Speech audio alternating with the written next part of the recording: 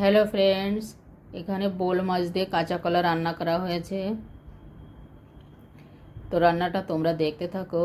আর এর ভিতরে কি কি গুণ আছে, কাঁচা কলার ভিতরে কি কি গুণ আছে সেটাও আমি বলবো। কাঁচা কলার ভিতরে অনেক গুণ রয়েছে।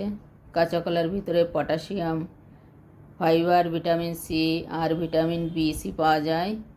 এ হজম শক্তি বাড়ায়, ওজন কম করে, সুগার লেভেল নিয়ন্ত্রণে রাখে, এ রোগ প্রতিরোধক ক্ষমতা বাড়ায়। এছাড়াও এর ভিতরে আরও অনেক গুণ রয়েছে। তো তোমরা দেখো কাঁচা কলাটা আমি কিভাবে রান্না করছি মাছ দিয়ে।